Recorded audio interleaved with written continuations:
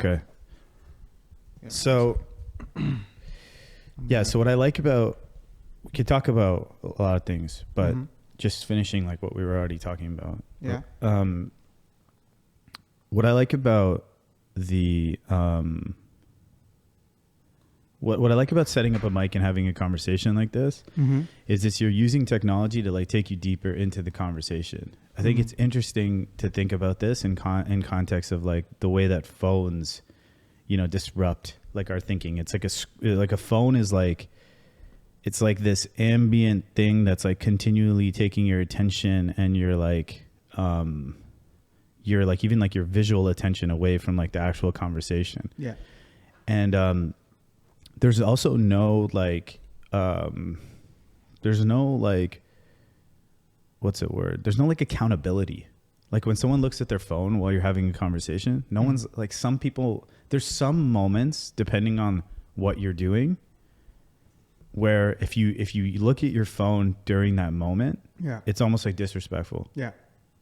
I agree. Right? Yeah. But those aren't like common moments. It's like rare moments. The kind of usual day-to-day moments is glancing at your phone has become the new glancing at your watch, where it's like, oh yeah, whatever, I don't know. It's like the natural body language of a human. We're in the middle of the conversation, and halfway through, like at certain parts in the conversation, this person's like looking at their phone, and they look back and they're like, and we have to pretend to like their comprehension during that switch up is like fucking the same, when we know like, how is it possible the same? You were just like chatting with someone else for like 4 seconds. Yeah. And so what's interesting is like in contrast of that, you have like this thing where like you're putting on headphones, you're like talking into a mic. These are like good mics, and you're like actually enhancing the conversation. You're making it more difficult to like take your attention away from the conversation. There's also like another component to this, which is like, we don't need to do this live. Yeah. There's actually no reason to do this live, right? Like we could just like record it and like talk. The reason why I like to broadcast it live is it creates just like a hint of accountability, right? Where, you know, like on some level, like people are watching, somebody's watching right now. Like as these words are leaving my mouth, they're going into your headphones through this mic, through this fucking receiver, into your headphones, but they're also could be viewed or listened to by some ambient audience that we're not aware of. And that creates just a little bit of accountability. And I think in our world where we're like so easily distracted, you need this, it's fucked up, but you need this kind of like situation to like just have a real conversation. I agree. I think like, like I basically cannot say anything and just ask you to edit it out because this is live. Yeah, totally. Yeah. But I mean, like, whatever, it's not a big deal. But Toronto School of Foundation Modeling. Yeah. So let's start, like, you wrote a piece about this, right? Yeah, I did. Maybe let's start with that piece. I think it's on his Twitter, if you scroll down. This is the highlights, so you can just go to posts. Posts, yeah. Go down. No, down. No, down. I'm too online. Well, not as much as you, of course. I don't think anyone's. Yeah, wait. Go up there. Right there. Yeah. This one? Yes. Yeah. All right. Do you want to read this, or do you want me to read this? I can read it. Do you want me to read like a part of it, or like? Yeah, just like a part of it. So this is a piece of writing about the Toronto School of Foundation Modeling. And the purpose of this piece is to kind of unpack your thinking on this idea. Yeah. Sorry. You want some water, by the way? I have Tim Hortons. Yeah. So yeah. Yeah. So the purpose of this piece is to unpack your ideas, or the reasoning for this idea, that there's more depth to this than just, oh, I'm starting this project. It comes out of like you noticing patterns from being and working in this city on like interesting projects, right? On working on foundational models, right? At both Cohere and Runway. And then probably even before that, you've been thinking about it in different ways, right? And so, can you help me understand what the reasoning is for this project, what this project is? Yeah, like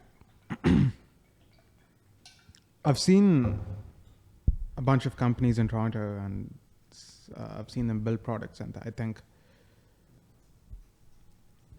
like TunnelBear, for example, I didn't know it was a Canadian company. TunnelBear? Yeah. What is that? It's a VPN okay. company. But this was back in, I want to say, like, I was in high school. So this was pre-2015, so probably like 2013, 2014. And that was the very first VPN I ever used. So I didn't know what a VPN was before then. But it was such a joy to use because the animation for turning on the VPN was like a bear digs through a tunnel from India and pops up in the States and roars when the VPN is connected. Yeah. What the fuck? Can we see this? TunnelBear? Yeah.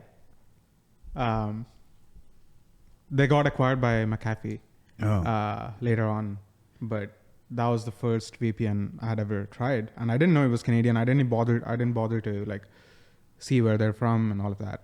But this VPN had an effect on you. Yeah, it was. Why? What did this VPN enable for you? It was quirky. It was like not that serious in a way, you know, like if you look at the VPN's branding today, like any VPN, it's all about you don't want these people to spy on you. You don't want this. Like, it's too serious. Yeah.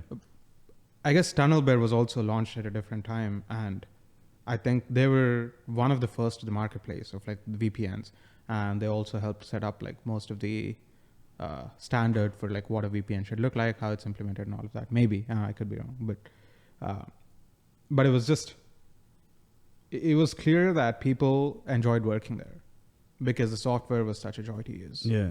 And I could see the care that was put into it, and it stuck to my mind that this is the VPN I used. Later on, I didn't. I just forgot. Oh, about this? It. This is not the one, but No. I think. But you can watch this. But this is that company? Yeah. This is that. Oh, company. I remember seeing this. Yeah, some guy made like an animation of like you type in the password and the bear closes. Yeah, it's pretty fine. But the actual connection animation itself is like. Can you find the connection animation? Or even just find anything about this software. Like, I just want to see the interface. TunnelBear VPN uses a cute bear-themed animation to represent its VPN connection. When a user connects to the VPN, a little bear appears to be tunneling through the internet. The app features a world map with animated bear to select server locations. The connection process is dedicated with a toggle switch that changes from on to off and an animated bear indicating connection status. The cuteness of tunneling media one. Is that it? The first link? Just go to videos and then I think it'll come up.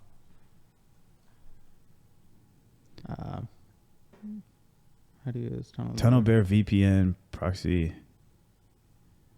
It's got to be, man. Top one. Is this it? This is like is an iOS app, but you were using it on desktop, right? I was using it on my Android. So on your Android device? Yeah. I think this sheep is maybe. Oh, really? Yeah. At the bottom here of data every month. I don't know why this list. So United States to access my internet. Okay. Oh yeah. Really Whoa, go back there. And you can see there's a cute little thing in the app, and then you tap on that switch. Oh, so this shit. switch up here. You tap on it. It has tap like on this it. physical like tactile this. click. And you can see Oh there's a yeah, the cute thing's little digging. little Holy shit. animation, which is something I really love about TunnelBear. It has like such a cute little and a cute bear sound as well. It makes a cute bear sound. And as you can see, I'm connected to the United States. So now all my traffic will appear to come from the United States, and I can use like all the services that let you do that. Okay. So So why did this I matter? don't really have Netflix. So, on my like, I phone. moved to I could have Cohere, shown you guys, but sorry. You got to about kill the audio. Yeah. Yeah, I moved to Cohere, and Yeah. then we were hiring people, and I learned that like we hired the director of engineering from TunnelBear, and even the culture lead from TunnelBear. And I was like, oh, I didn't know TunnelBear was like from here. But I was using TunnelBear as an example of like software that sparks joy, and it's quirky, and it's not too serious about itself. And I think Toronto has a lot of that, of like people that create really beautiful software, and you can see the craftsmanship that goes into these products, right? And when it comes to AI, I think you can kind of have a marriage between that craftsmanship with the deep tech expertise of like how do you build these models. So I think that's a really powerful combination to have. Why? Because like if you're building what the kind of future you want, and you want people to adopt this new technology, you really need the product to be a joy to use. You know, like ChatGPT is like, yeah, like give them a chat interface. It blew up and it was very helpful. Yeah. But I think like an alternative thought experiment in my head is like, okay, let's say OpenAI was in Toronto, and then they hired people who wanted to create like really good software and like the same level of craftsmanship I saw in many of the companies here. Yeah. If that was put into like a product like ChatGPT, Yeah. it would look completely different today. Like all the study modes and like whatever they're rolling out today, I think they would have been way ahead if the same thing, because these are kind of obvious. Like if you have you looked at study mode yet? No. Study mode? Yeah, in ChatGPT. Oh, no, I heard about this. Yeah, all it is a system prompt. You know, like, oh, really? Yeah, it's just a string that they came up with by collaborating with a bunch of, researchers and like educators. And What does study mode do? Introducing study mode, a new way to learn in ChatGPT that offers step-by-step guidance instead of quick answers. Oh, okay. Yeah. Right. So let's go down.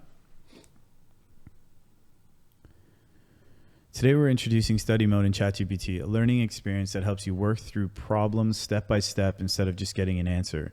Starting today, it's available to logged in users, blah, blah, blah. ChatGPT is becoming, We've built study mode to help answer the question. When students engage with study mode, we've built study mode to help answer this question. When students engage with study mode, they're met with guiding questions that calibrate responses to their objective and skill level to help them build deeper understanding. Study mode is designed to be engaging and interactive and to help students learn something, not finish something. Have you tried this? Yeah. Is it good? I like it. Before this was rolled out, I had like, you can create projects custom in ChatGPT. prompts. Yeah, like I just had a system instruction. What was the system instruction? I copied it off of Twitter, but I'll show you. If you scroll down here, John. How study mode was built. Under the hood, study mode is powered by custom system instructions we've written in collaboration with teachers, scientists, and pedagogy experts to reflect a core set of behaviors that support deeper learning, including encouraging active participation, managing cognitive load, proactively developing metacognition and self-reflection, and fostering curiosity and providing actionable and supportive feedback. These behaviors are based on the long-standing research in learning science and shape how study mode responds to students. Instead of doing work for them, study mode encourages students to think critically about their learning. Features like these are a positive step toward effective AI use for learning. Even in the AI era, the best learning still happens when students are excited about and actively engaging with lesson material. Robbie Turney, Senior Director of AI Programs at Common Sense Media. Yeah, you were saying you have a problem? Yeah, this was from Darkish Twitter, I think. So you want to read it? Yeah. I would benefit most from an explanation style in which you frequently pause to confirm via asking me test questions that I've understood your explanation so far. Particularly helpful are test questions related to simple, explicit examples. When you pause and ask me a test question, do not continue the explanation until I have answered the questions to your satisfaction. That is, do not keep generating the explanation, actually wait for me to respond first. I'm hoping that by tutoring me in this Socratic way, you'll help me better understand how superficial my understanding is, which is so easy to fail to notice otherwise, and then helpful all the important blanks. Thanks. That's good. Mm-hmm. And that works well, I assume. Yeah, like whenever I want to pick up like new math, something that I'm not getting right away, and I want to switch over to that. Yeah, I just like use that instruction. And so variations of that. I wonder how much better it is or worse than this. Yeah, I haven't actually compared. Let's try it. Is there a way to try it? You can just go to ChatGPT or something. Go to ChatGPT. It's you have to pay for it, right? The study mode is free. I think so. If we go, study mode's on. Let's ask it something. Yeah. What do you want to learn? What do I want to learn? Let's learn how to make. Wait, because study mode, it's going to test your like conceptual understanding of something, right? Or like it's testing your understanding of materials. Yeah. So It'll it's not probably end with a question though. Like if it'll maybe give you an explanation and then ask you to like, okay, extend that like to what you're thinking. All right. Just let's ask about something. Oh, I can think of something. Yeah. I'm trying to understand the underlying physics of making microchips and microchips. And yeah, that's it. That's a great topic. It pulls together physics, chemistry, and engineering. Before we dive in, how much background do you already have in physics? Say high school electricity and magnetism, quantum mechanics, or semiconductor physics. This will help me know where to start. Should I keep answering? Yeah. I failed grade 10 physics. Okay. Yeah. I think I did. I might not have, but yeah. Cool. Got it. That actually helps a lot. We'll build this up from the ground up, no assumptions. Making microchips mainly relies on two big ideas in physics. Semiconductors, special materials like silicon that can sometimes conduct electricity and sometimes block it. Miniaturization, using light and chemicals to carve incredibly tiny patterns, transistors on silicon wafers. So it's giving you two concepts. To start simple, imagine you have a flat sheet of silicon. The whole process is about sculpting and adding layers to this sheet. Sculpting and adding layers to the sheet so that electricity can flow in controlled paths. Here's a question for you. Do you know what happens when you add tiny amounts of another element like phosphorus or boron to silicon? Do you know? I think it's doping maybe, like creates like an electron surplus and it flows between the two, like the doped elements and the thing. That's my guess. So that's all I remember. It gets doped. Yeah. And and the electricity like flows. surplus. The electricity flows between the doped and non-doped elements. That's what I would imagine. Yeah. All right. It's been a while since I had that. I don't even know what that sentence means, bro. That's a solid starting intuition. Let's start it. Let's sharpen it. Doping. Adding tiny amounts of another element to silicon. Oh, okay. Effect equals it changes how easily electrons move. There are two main types. N-type, adding phosphorus, gives silicon extra electrons, makes it negatively charged. P-type, creates holes, places where an electron is missing, acts like a positive charge. When you put P-type and N-type silicon next to each other, something cool happens. Electrons and holes meet at the boundary and create a diode. Electricity can flow one way, but not the other. Microchips basically build millions or billions of these regions in patterns to make switches, transistors. Want to try a quick challenge? Can you guess why having a material that sometimes conducts and sometimes doesn't is useful for building logic circuits like in computers? This is really cool. Yeah. I feel like this is probably way better than your prompt. We can give it a try right now. So you have to, we'd have to copy and paste. I don't know. Intuitively, I'm just guessing. This is like way. I don't think it would be too far off because I think the study mode is also in the blog. They say it's just a string, like it's just system instructions, which is basically what I did. Yeah. Yeah. Can you go back to that ChatGPT study mode blog post for a sec? Or we can try it out. I guess what would we have to do to put your prompt in? We'd have to get the prompt and like copy it in and paste it, right? Yeah. Let's not worry about it. Yeah. Let's go to the blog post. Go down a sec here. Keep going. Key features. No, scroll down. Oh, yeah. Down. I think I know where it is. Keep scrolling down. Yeah, right. Limitations and what's next. Today's study mode is just powered by custom system instructions. Where do you see that? In the very first line. Today's Oh, study yeah. mode, so. We chose this approach because it lets us quickly learn from real student feedback and improve the experience, even if it results in some inconsistent behaviors and mistakes across conversations. So what does that mean? What does this mean? We chose this approach because it lets us quickly learn from real student feedback and improve the experience. So what does that mean? So they probably wanted to, I think the story behind this is like a lot more people are worried today about like intellectual laziness. And there have been more conversations about it. And especially for students and for exams, like there's a real concern that people are just like kids are offloading their thinking to ChatGPT instead of actually giving it an attempt in trying to understand the subject. So they wanted to quickly roll out something that would address this issue before it builds up to something that's... You think so? Yeah. What do you think about this like intellectual laziness thing? I agree. Like I've noticed it in myself, which is why I'm like a lot more wary about it now.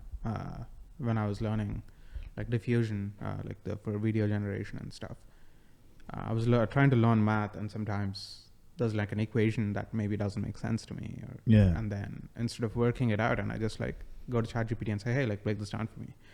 And I would catch myself, and not just for diffusion, but for many other things where I'm just like, instead of building the analytical models myself or just like doing the math myself, sometimes it's just so easy because it's at my fingertips. I just like ask the question, and there's a personal expert, and I can ask anything that I don't understand. In a way, it's a superpower because it helps you understand, but also in a different way, like I think lessons stick with you if you do it the hard way sometimes, or many times. For sure. So by not doing it the hard way, you're getting the answer, and in the moment you probably do understand how you got there, but it'll quickly fade away because you didn't struggle to get there, to form that understanding and to form that circuits in your brain or whatever. So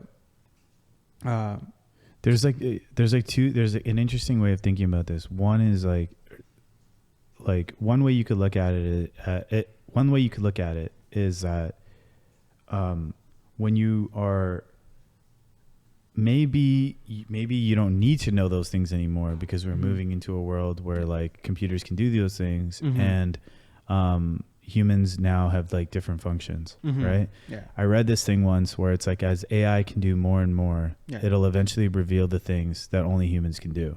Right. And so that's one way of looking at it, is like, oh, it's kind of weird because your fear of or worry about offloading those kinds of tasks to an AI kind of system are based on the fact that you think those skills are valuable relative to the way the current world works, right? Yeah. I disagree a little bit. Well, let me just say it. And then so that's like one way of looking at it. Yeah. The other way of looking at it is saying like, well, technology makes things like really convenient. But then what happens is you end up offloading abilities to this AI system that you, because of that convenience, that you actually didn't want to offload at all. Yeah. Right. And over time that kind of like, weakens your ability in there. And then over time you lose that ability, and maybe you didn't want to lose that ability in the first place. Maybe it's not a good idea. Maybe a world where like you don't have that ability, or where a lot of people don't have a certain kind of ability is a worse world. Yeah. I think people today are obsessed with outcomes. And I think we have to move to a world where we derive meaning from the process rather than the outcome. And if that doesn't happen, then I think everyone's just going to have an existential crisis. Like, oh, I can just prompt it and get something out. Or like I can just spend a few hours doing this and get something out.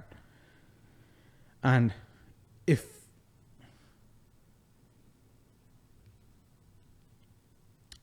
I think like if that becomes so easy, I think it's hard to like say, I don't, like, at least for me, it's hard to say, okay, I'm happy with this. Like I want to go through the process. I want to understand how things are made. And that is how I derive meaning. Yeah, and, same. Yeah. And if other people are like, oh, all I care about is like, I make something and it goes viral or it gets reach, and that's all I care about. It doesn't matter how you get there. And then that's going to be increasingly difficult thing to just internalize, because AI is making it so easy that I think another thing, another pattern that I'm noticing is that some people, the joy that they get out of things is like from doing like difficult things, right? Yeah. So for example, like there's like some like software developers that I'm talking to, and they're like, they like as an LLM can write more and more code, right? And like the quality of code and the type of code it can write is like expanding. Yeah. They become less interested in software development. And it's because like a big part of the reason why they were interested in it was because it was hard. Yeah. Right. And like, it's like, this has gotten like way easier now. Yeah. And then it's like a game. Right. And it's interesting because I talk to those people and they just automatically start scanning for the next thing. Right. They're like, man, like, what's the robotics like? What's, you know, like what's right? It's just they automatically like shift. Yeah. And it's just a game. Like I think a lot of these things are just like a game. Like you want to play the game of trying to work out if you can like do a difficult thing. Right. But the interesting thing to like work out is like, what is the top end ability of a human being? Like what is the top end? Right. Like where does it cap out? Where does a human being's potential max out?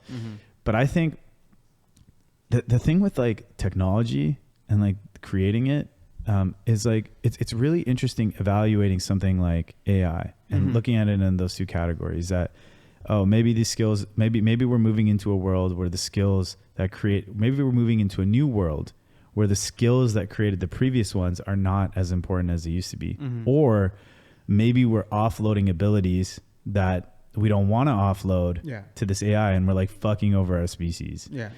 Right. And it's interesting like thinking about these things because and talking about them because there's one like in a lot of ways we're not even in control of like what's happening. Like these human beings, like the species that we're part of, they're like creating technology. Like we can't fucking stop. Like we're just like this. We're like ants, man, or like some kind of like bees, you know, like we don't even know what the fuck we're doing. Like we're just like creating this thing. Yeah. Like if you look at bees, what happens is like bees are like their entire like civilization is designed around like getting honey, right? They go from their beehive, they go to the flowers and like they you know, they get this like pollen or whatever, or the nectar or whatever, and then they bring it back and it gets like converted into honey. And like when they come back to the hive, like they're coming in and they're like greeted like rock stars and shit. They bring this fucking nectar, they walk in the back, like all these other bees are like touching them and shit like that. It's like they're getting like all these like different feelings and stuff. They're like fucking, you know what I mean? They're like, it's like coming back like Michael Jackson or like, you know, like, or like, I don't know, who's good? Taylor Swift or something. I don't know, man. Sure. You know what I mean? Like, like they're coming back and then they're like being greeted in this way. And then what happens is, they have like this queen, they want to like serve the queen. They have like all like their chambers. The hive is like architected a particular way for these bees. And what happens is when they can't get the nectar, they don't, I've heard, they like start going in through like a different entrance. Oh, okay. like they're like fucking embarrassed, right? Because they're just like, they're depressed. Right. Right. There's so much about a bee that is built around that idea. Right. Even in terms of like what they do when they don't know where to find honey, right? Or nectar, they start looking at these other bees and stuff. But besides all that, the entire civilization is built around getting this nectar. And they don't even realize, they can't comprehend that the side effect of doing that is that they're pollinating all the flowers. They don't have the ability to comprehend this. And so when you look at like human beings, we're like actively creating this technology. We have all of these thoughts on this technology, the way it should work, the way it shouldn't work. Look at this earth. It's split into these countries. Look at these lines. I speak this language. You're of that culture. We make this food. This is my favorite restaurant. Like all this shit. I drive a Honda S2000. I drive a Bentley. Like, you know what I mean? Like all of these different things, but we don't even realize the side effect of what we're creating. I don't fucking know what we're making. Like, what is this thing? It's just this technology keeps getting more and more interesting. It keeps like mimicking things that we're seeing in biology. It's like mimicking ourselves in some way. It's like, what is this thing? Even the question, like going from like even me asking the question, what is the top end of what a human being can achieve cognitively. That question, in a way, is a byproduct of like AI, these LLMs doing more, right? There's going to be some there's going to like even a software developer seeing that code is easier now with Claude Code or whatever it is, moving over and being like, I want to make fucking robots now. What is that? What is that? Like, why is there that immediate instinctual transition to something more difficult? What is that?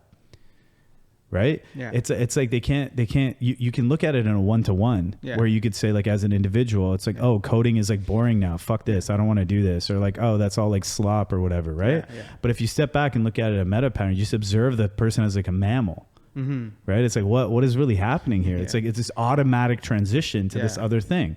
It's like, you're clearly working on something like with you know what I mean? You're moving to another part of the project now. It's like, oh, now we need to take all of this software logic and these core patterns. It used to be deterministic, and now we're moving in a direction where things are more like probabilistic. And that leads to a whole bunch of like computers that can do a whole bunch of different things. So now we need to take this and make it physical, reflected in the built world. It's like, what the fuck is this? There's no vision here. There's no like, there's no like plan. It's this instinctual, constant output. You know what I mean? Yeah. In a way, like internally, it probably cheapens the outcome, right? Like when you do it, when you get there easily. So the instinctive thing is like, okay, let's do something that doesn't cheapen the outcome, where you actually do put in the work, and then you see something. And maybe. Maybe it's just like futile to just like think about these things, like you said, on a meta level. But I don't know, man. I think human beings don't know what they're doing right now.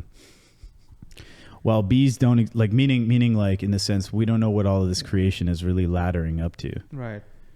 While bees don't experience depression in the same way humans do, a lack of pollen causes significant stress and negative. It's a lack of money, bro. That's what it is, man. That's what it is. It's just like you're coming back to the hive every day broke. You know, a lack of pollen can cause significant stress and negatively impact their overall well-being. Pollen is a vital source, a food source for bees, and without it, they may struggle to survive and reproduce, potentially leading to colony collapse. Do they get kicked out of the beehive? Do you think? Nah, maybe they killed themselves, bro. I don't know. Damn. But anyways, Toronto School of Foundation Modeling. So like the thing is, the way we got onto that was you were saying that your first experience with TunnelBear. And it was a key part of it influenced you.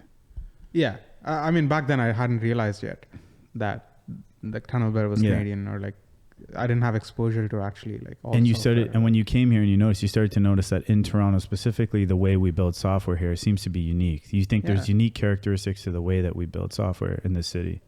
Yeah, I think I just like, I mean, a part of that is also because actually new demos was like a core component of that, because I saw like that was such an inspiring demo session for me. New demos too. Yeah, new demos too.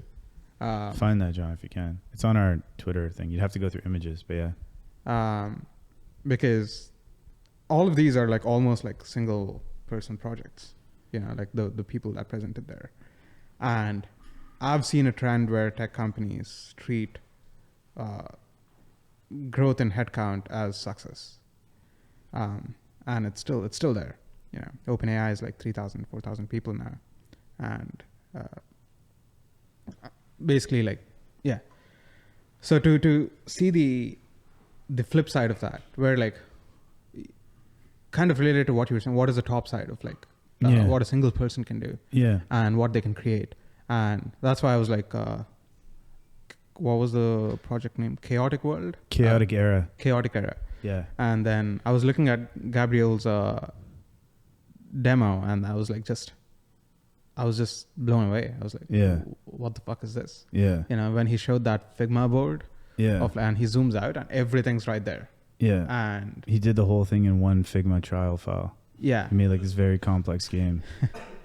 And the design is fucking fantastic, man. Like, look at that. It's so beautiful.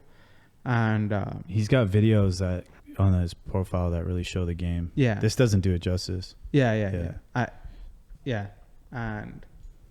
that was like a core moment because I was like, okay, a single person can do like so much more. Yeah. And even like the craft that was like Kinopio, which I like use almost every day now. And so all of these things that I was looking at,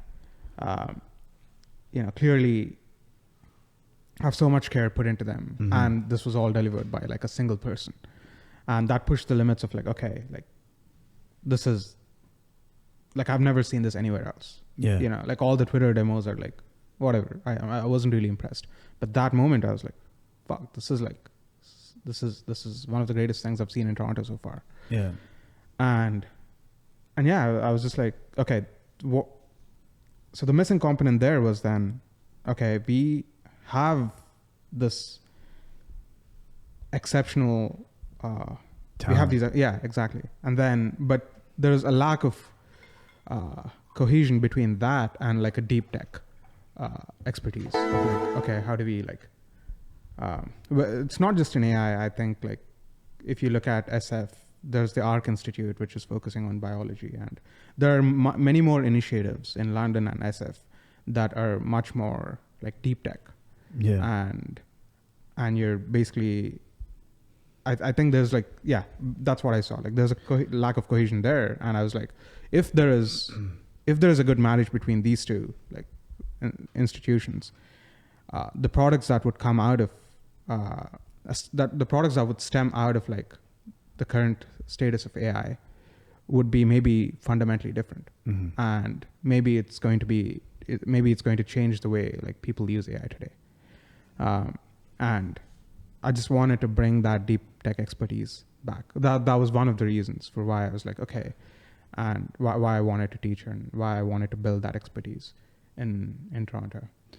The interesting thing, it's interesting looking at the implications of it. But like if I was to explain that from my own perspective, like I see that same pattern too. And the way I see it is just like, it's like supply and demand, right? And like supply, like we have like a high supply of talent, you know? And like, but the demand for that talent is just not here, you know? Like there's so many talented people. So when you look at a concept like brain drain, right? Basically what it is, it's just a supply and demand issue, right? There's like a great supply of talent here, but the demand isn't here. So they go to where the demand is. It's very simple. And so I think if you wanted to take the supply of talent here and you wanted to see what they would make, see how they would influence the world, see how they could, impact the world in some way, you have to increase the demand, right? There needs to be more demand for that supply of talent here that doesn't exist. And so yeah, that's like the big problem that I see. Then the problem is that if you don't fix that demand issue, right? Then, and over time, what happens is you just keep losing supply. Eventually that core supply reserve is just going to be gone.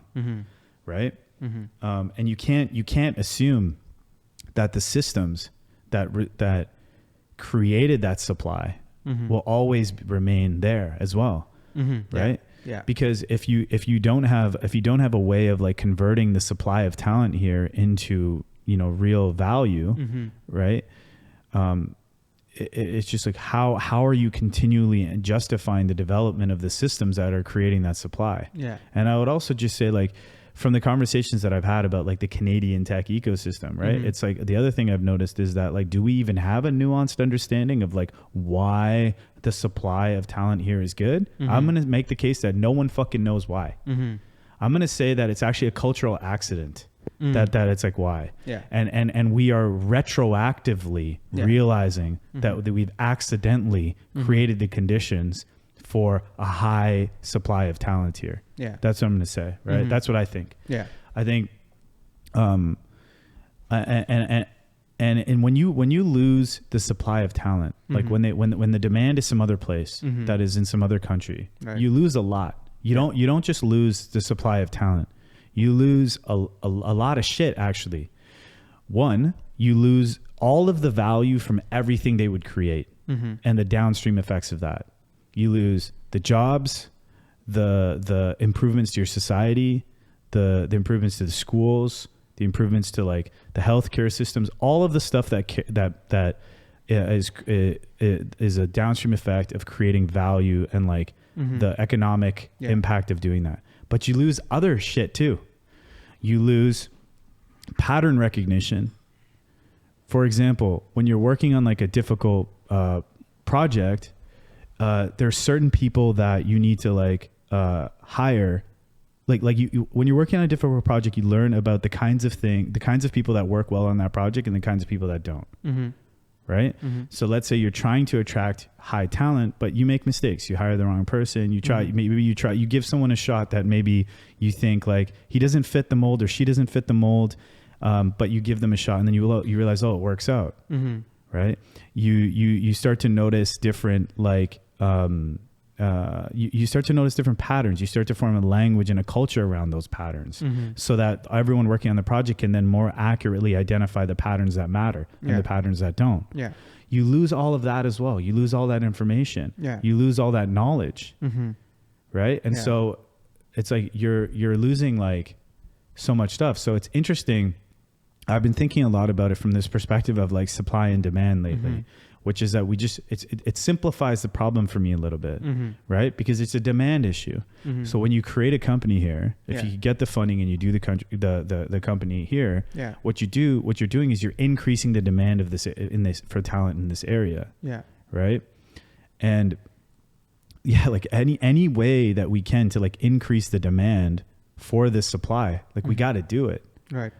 Yeah. But I never thought of it from the perspective of that's like one way of looking at it. But then what's also interesting is, well, if those people are working on projects, if you're increasing the demand and you have really talented people working on interesting projects, then there's so many other downstream effects of that. Like you could change the course of the world. You could change how people interact with AI. You could change what it means to be human. You could change whether like we're like a multiplanetary species or not. You could change what geographies that we can live in or not live in, you know? You can change how food is made. You could like all of these things that come out of that. It's interesting to think about it in that way. And also to think about it in the way of like, well, how would the talent here shape the world?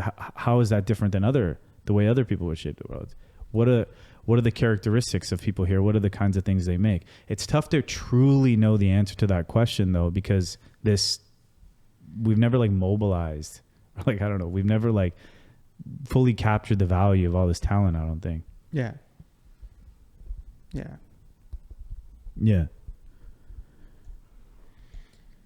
I don't know. I probably winters probably play a part, you know. Winter? Yeah.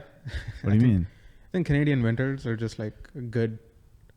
I think that's one of the reasons I love the city as well. Because winter? Yeah.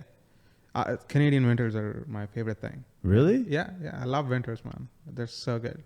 Why? I miss the winter, you know, like I wish the winter would come back. But why is that? It's more a feeling than it is like something tangible. I think like just stepping out in the cold, I'm just reminded that, okay, like, fuck yeah, I'm alive. Yeah. What's the worst winter in Canada? Find out like the worst place to be. I heard in like, if you live in like Edmonton, you have to have like something called a block heater. Like every car has like a front outlet. You have to like plug it in because like every time you park your car in front of your house at night and then you go into your house, like it's so cold that when you wake up, your car won't start in the morning. You like that shit? Yeah. I was, I genuinely do like, there was POV walking through winter storm, Edmonton. 2 years ago, I think there was like a extreme cold warning in Toronto. No, we need to see a video, John. Video? Yeah. Sorry. Yeah. There was a what? There was an extreme cold warning. There was like minus 25 degrees or something. Yeah. And then that day I saw the extreme cold warning and I was working at Cohere. I took the day off and I went hiking in my basketball shoes. It was the stupidest idea ever. Like I almost got like frostbite, but it was. Oh, shoot. Hold on. There's a bee. Yeah. You summoned the beast, man. It's in the wasp. You're talking about that. It's in the lamp. We need to pause this to deal with this. Is it dangerous? I don't know. I I guess think it's fine. It's just a wasp. Yeah. I don't like wasps. All right. All right, yeah, here. Oh, this is Toronto? Is there something worse than this? You said That's none of it was the worst, right? They're surely worse than this. There's that one in like Quebec a couple years ago. No, I mean like what's like a regular day in like, oh shit. No, but this happens like once every 3 years. What's like a none of it snowstorm? Search for Iqaluit. Yeah, sure. Winter. POV. Yeah. Yeah, there you go. Go to just like Iqaluit's that. Blizzard Walker. Yeah. Let's watch this. You like this? Fuck yeah, man. I love this shit. Yeah. Genuinely, I just like, yeah. What do you Walking like that is- about this? Dude, it's Oh, like that's the Blizzard Walker. yeah. I was, He look how fast. Oh, how is he doing that? it's so sick. Is this video sped up? I think You it got just another like one? slid on the snow for a bit. Like, Look how and the fast. wind was, It's got to be sped up. Look at him. Nah, he's just going with the blizzard. yeah. Oh, look. That's sick. He's got tailwind. Fuck yeah. What else? What other ones you got? So, you like that? Yeah, man. It's what's not to like? Blizzard and Iqaluit. Oh yeah. You like this? Yeah. I was if you go to my Instagram, there's actually like a reel. Like that's I was in Svalbard 2 years ago. I don't know what that is. Svalbard is like the northernmost point in the world. Like Can we see it? civilization. Yeah. It's the northernmost point in the world. Like the town, Svalbard. If you look at Google Maps, That's crazy. You like this? So what do you mean? Like you like watching videos of it, or like you like just No, I like standing being in in there. blizzards? I in like blizzards? being in. Yeah, I think blizzards are fun. I mean, not for the world and like the Yeah. logistics and stuff, but personally, I do like it. I'd like to be outside Yeah. and just like feel the wind. Svalbard, Svalbard. Oh, right there. Yeah. You went here? Yeah, I was there for like an expedition for like 2 weeks. Oh. Oh. Wait, zoom out first so I can see where it is, like relative. So that Oh, it's right near like Greenland. it's if you go slightly north, and that's the North Pole, like where you see the Oh, Arctic yeah. Ocean. So you And- went here Yeah. in the winter? In the summer. Oh, cool. Winter I probably will not survive. So what does it look like?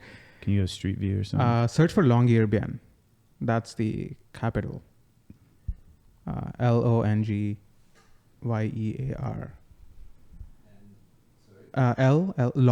Long ear. Yeah, that's the one.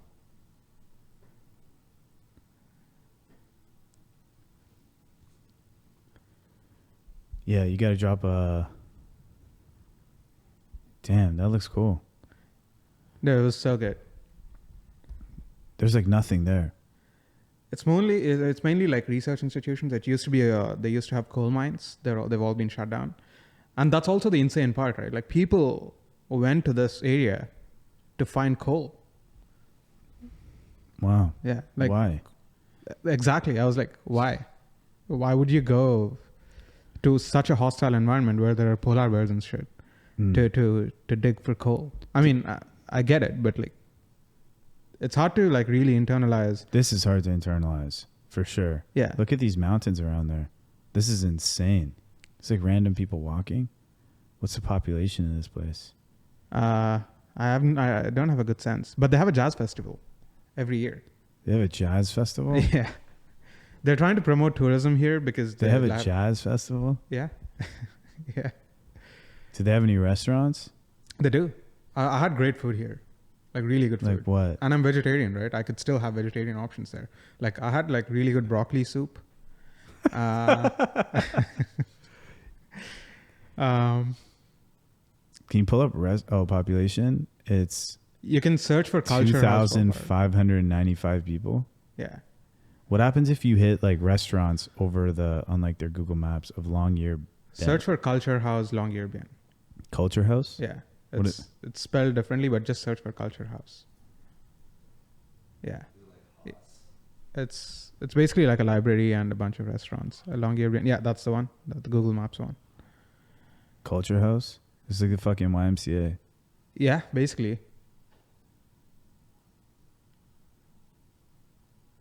They got a basketball court. 2,595 people. It's probably realistic to be the best basketball player in that city. Yeah. Like When I was there, I wondered if I was like the northernmost Indian at that point of time. In the whole world of In the all whole- Indian people. Yeah, Yeah, because we went up probably. further north than Longyearbyen because we had to take a boat and go up north. But If you look up Longyearbyen in Google Maps and just hit restaurants, let's see what happens. there was a food truck as well. Okay. Stakers, Station Inn, Svalbard, Ravna, Marianne's, Symphon Thai. Wow. That's crazy. Nuga Sushi and Noodles. Man, imagine the place has 2,500 people Yeah. and the fucking restaurant has 190 Google reviews. Yeah. Yeah. You can't even trust these Google reviews, man. I've been there. Wait. I've been to Tio Montrose. Wait, go up. All the way to the top. All the way. Click this first one. How is this possible? It has 1,000 Google reviews. This must be a lot of people like roll through here. Yeah, I mean, like there's a lot of research that happens around this area because it's so close to the North Pole. Yeah. So people use this as like the base point from where they start expeditions or like research stuff. So there are a lot of visitors actually, not just for like purely tourism purposes, but for research purposes. So they just start here, maybe explore. That's mainly the livelihood of the people here. Like all the people that go there to either see the mines or like the. Why did you go here? I just wanted to go to the northernmost point in the world. This is the northernmost point for sure. This is the northernmost town in the world. And after this, like, there's nothing. So we went up north into the glaciers and stuff. Oh, you saw glaciers? Yeah, we had to do like a 10-day camping. We did a 10-day camping trip in the archipelago. Oh. Up north from here. Where's the archipelago? It's called Trollheimen. I don't think you'll find it on Google Maps. But it's called like home of trolls because like. Would you ever live in a place like this? I would live for a few months. I think when I went in the summer, there was 24-hour sunlight. 24 hours sunlight? Yeah, so it's never dark. You always see the sun. Is that weird? You get used to it. It was definitely strange, like being basically in the middle of nowhere and you're trying to sleep. And we used to have to be on polar watch, like because while the rest of the group is sleeping, we had to take turns looking on out polar for watch? polar bears. For real? Yeah. So because polar bears, that's where they live. You know, that's where they live and hunt and stuff. So we had to. So what do you have to do when you're on polar bear watch? So you carry a whistle. A whistle, yeah. Yeah, and then you obviously put on a lot of layers because it's fucking cold, and you're looking around. Basically, that's all you're doing. You did polar bear watch in this place? Yeah. Really? Yeah. So how many hours do you have to do? Do you get paid? No. It's just like an expedition. So like we're just so like how many were looking. in the group? 8 people, I think, total, 8 or 9. And each of you rotated? Yeah. So we were you used to have- trained? Did they say, hey, this is what you need to look for? What do? You just blow your whistle? It's hard. Like you realize when you like, I was making jokes about polar bears when we were in Longyearbyen because like the civilization and stuff. But once we got on the sea ice and started walking, I was like, that fear became real. Like what? Like you immediately get a sense of like, once you land on the sea ice, you understand that you're literally on a floating sheet of ice on this ocean, Arctic Ocean. And this is where polar bears hunt. And I've seen like a model of polar bear in Longyearbyen. And they're fucking huge. Like how big are they? They're like 2 times my height. 2 times? Yeah. So they're like 10 to 12 feet. Yeah. When they like stand They're the up. biggest bear, right? Yeah, they're the biggest bear. And there's no hope of surviving if you see it in the wild. And Why? Can't you just like shoot it in its head? Yeah, you can. They're very. Yeah, we had a rifle with us, but you can't just shoot it. To see polar bears in Longyear Bend, Svalbard, the best approach is to join an organized Arctic expedition cruise or tour. These trips typically involve small ships with expert guides, navigate the archipelago during the summer months, June to September, when sea ice is melting and polar bears are more concentrated near the remaining ice. While polar bears can be seen throughout Svalbard, the vast majority of sightings occur away from settlements like Longyear Bend. So you're on this sheet of ice. Yeah, and it's hunting ground, because there are seals around, and that's where polar bears hunt. And polar bears are white, So all you're looking for really is like a black nose, like a tiny black nose in the distance. Because everything's white, it's hard to see. Everything's white, yeah. So the fear becomes real because you could actually be hunted by a polar bear, especially while the crew is getting off the ship. What do you mean, like while the crew's getting off the ship? Like onto the sea ice. Yeah, you mean in the immediate point of transition, or like? Yeah, because like the ship like kind of lodges itself into like a hole in the sea ice. Okay. And then you have to find strong enough layer of ice so that it can actually hold the weight of 10 people, and we have to like ski ourselves out of there. And what's this? 10 days on board a Svalbard expedition cruise. So they're still on the boat here. Oh no, but this is not the cruise that we were talking about. But it's something like it, right? Like a big boat like that? Yeah, like a boat like that, and then we get off, much smaller than this. Oh, that's fucking huge. Yeah, that much smaller than this. Okay, because that boat could only hold like 20 people max. Yeah. So it lodges they lodge the boat in between like ice. Yeah. And so you get off, and then the rifle's not immediately handy because the crew is still like getting all the supplies out, because for 10 days after that you have no contact with like civilization or people. So what are you doing? Like you're on the boat, you're going off the boat, on the boat, off the boat, on the boat as they're loading it? As you're unloading it. Unloading it, sorry. Yeah. Basically. And so you keep one person on the ice to make sure that,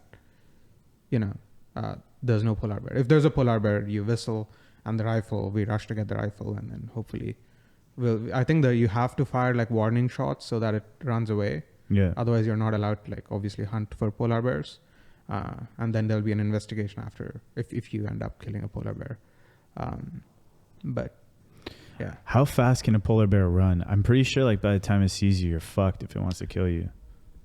Yeah, I think it would be pretty difficult, especially like when we were doing the polar bear watch. I think if I whistle and then someone has to wake up, get the rifle, load it, shoot it, I think. Oh yeah. 40 kilometers an hour. Their bulky build and swinging gait causes polar bears to use more than twice as much energy to move at a given speed than most other mammals. The average walking speed of a polar bear is 5.5 kilometers per hour, or 3.4 miles per hour. When being chased or charging prey, polar bears can run as fast as 40 kilometers per hour, 25 miles per hour for short distances. Don't run. I like how it says running may encourage a bear to chase you. Bears can run faster than 30 miles per hour, 50 kilometers an hour. You cannot outrun them. You see how like holy how they're shit. so That's white, that's like a really interesting thing. The idea of if you see this polar bear, that weighs like fucking, like I don't know what that is, 300 to 800 kilograms. Yeah. This fucking huge monster thing, right? Yeah. And then you have to look at this thing in its eyes and like not run. Yeah. But like everything is telling you to run. But if you run, you die basically. Yeah. Because like once you start running, this thing's gonna realize like I could just kill you. Well, the thing is you run so slow. You can't even run. It's ice, right? Oh. Yeah. So is it like, so what's that like? You needed like specific shoes or something? We were in skis all the time. Oh, really? Yeah. Because like you need the pressure to be distributed. And because like we were going over glaciers, there were crevasses and like holes. Yeah. And we were carrying avalanche probes with us to make sure that we wouldn't just like drop to the ocean. but yeah, you have to. Yeah. I think like another thing is that when you're like traveling around like Earth or whatever,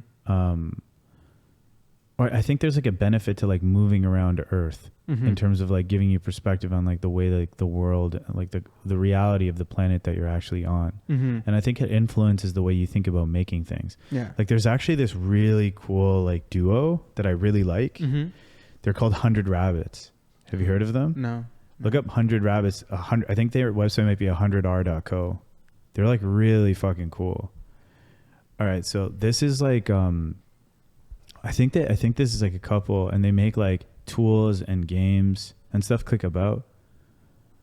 Yeah, so 100 Rabbits is an artist collective that documents low-tech solutions with the hope of building a more resilient future. We live and work aboard a 10-meter sailboat named Pinot in remote parts of the world to learn more about how technology degrades beyond the shores of the Western world. That's cool. Yeah, it's really fucking cool, actually. And keep going down philosophy.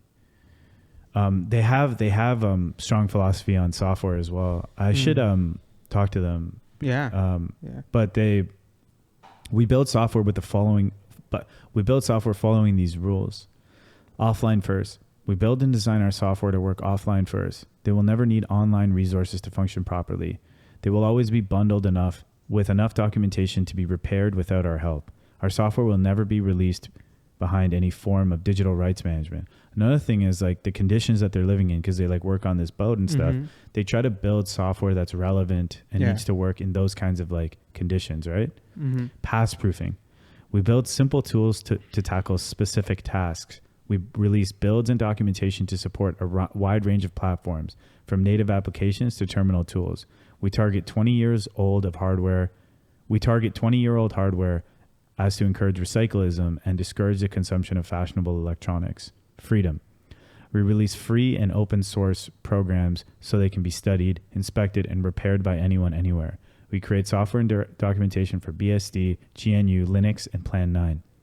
We are committed to fighting normative violence, fascism, colonialism, and racial supremacy in all its forms, to undermine the capitalist structure and abusive scripts about human worth in relation to work, productivity, ownership, to subvert oppressive gender norms, to put into question the binary, to actively unlearn bias and colonial thinking. Go to their YouTube. Go to 100 Rabbits on YouTube. Go to 100 Rabbits and look up Pinot. Really interesting. Where are they based out of? Like, I mean, where is the sailboat? Do they like just like sail all over the world? Or if we can find it, yeah. But I think they went from like Vancouver to Tokyo. I think is one of the trips they did. Oh, okay. But I think they've done other ones too. But they do it on a sailboat. Oh, okay. Are they like Canada based? Yeah. Take care, Pinot. So this is like the end of their thing. Go to their channel. Yeah, they're Canadian, I believe. Okay. Go to videos. That's cool. Go to sailing from Japan to Canada, 51 days at sea. Click that one. It's the third video. So they make these videos too. They're really cool. You can turn the audio on. After many months of stillness, it was nice to be out on the water. Pinot too enjoyed the ride. We arrived in Shimoda early the next day, at the same time as our friends Anya and Thomas from Let this Robusta. run, John. They too were planning on exiting the country from here, as the port was open. The same couldn't be said of other ports near Tokyo. Overly cold, but it's very salty. Fucking algae, man. We didn't stay on They've the learned so pontoon much. long, They're but before we started doing moved, this. we cleared some They seaweed lived that in had Montreal, wrapped I around our think. prop. Then, we rafted with Robusta on a concrete wall alongside local fishing boats. We left Robusta and Pinot to socialize and went to explore the area. Shimoda was beautiful, surrounded by iconic hills. The city center was built around the harbor and had many parks and interesting structures.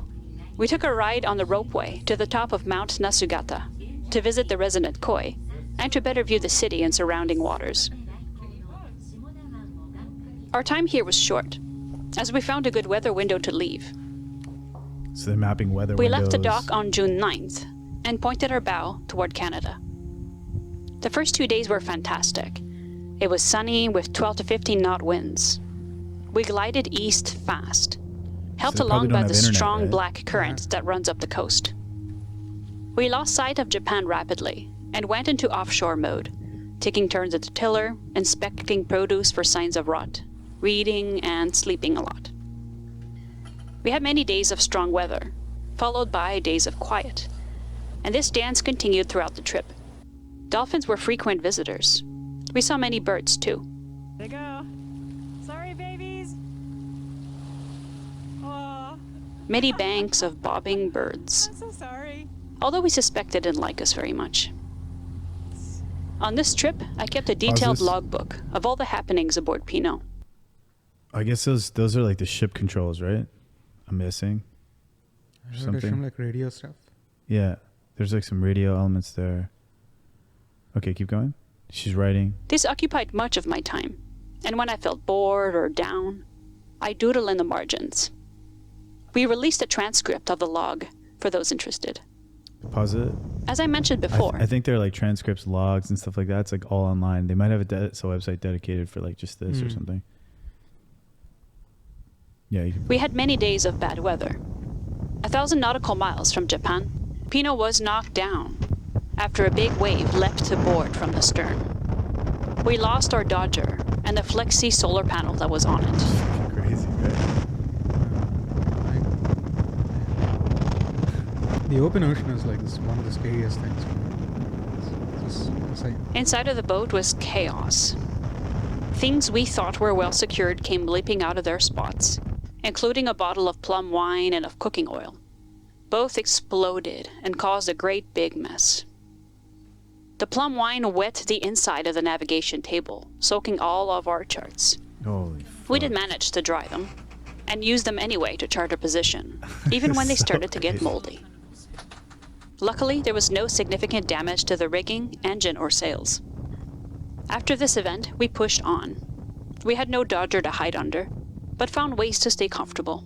We hid in the cabin often, especially on days of rain or fog. While sailing south of the Aleutians, we stumbled into the biggest fishing fleet we'd ever seen. We had 44 targets on AIS, all huddled in together. We couldn't avoid them, as they occupied too much space, their bright lights burning into the clouds above. It was a horrifying sight. Luckily, our friend Bowie the albatross was always there to brighten our mood. It followed us for a long time, flying ahead and drifting past us before flying forward to drift past us again. Bowie was a welcome distraction, our loyal friend on this vast, lonely ocean. On this trip, everything aboard was wet always, us included. It was hard to stay warm, especially when there was fog. We had many days of low visibility with no wind to fill our sails. Like bobbing just ahead of the boat. You're just sitting on that thing for fucking 2 months, Yeah. Like that way. dealing with the challenges of like each moment and each day, I don't think it did. making software at the bottom of the boat when it's like chill. Their nose. That's literally what they're doing. Using Claude code. No, I don't think they. yeah, I know. Birds are on the water during such days, resting. And we did the same, conserving our energy. Whenever we'd get some sun, all of our clothes That would looks go otherworldly outside to too. dry. Mhm. But keeping things dry afterwards was not a battle we could win. Not out here. It's also After interesting. 51 like, days at pause sea, for a we sec. arrived in Victoria. Like it's also interesting. Like it's just like these like found footage Mm-hmm. kind of like approach where she's just like pointing her camera at these like random moments that capture Yeah. this kind of like mood or like little moment. The camera's all shaky and shit, Mhm. but it doesn't matter Yeah. because they're doing this like really interesting thing, and Yeah. it's like she's like carrying it with like this narration. Yeah. It's just so dope. It's like Yeah. this kind of like visual log of like what happened. It's like a journal entry. Mm-hmm. It's cool. It doesn't have to be framed perfectly. It doesn't. Yeah. Camera doesn't need to be stabilized. It's just like whatever, you know. Yeah. She's documenting. Yeah.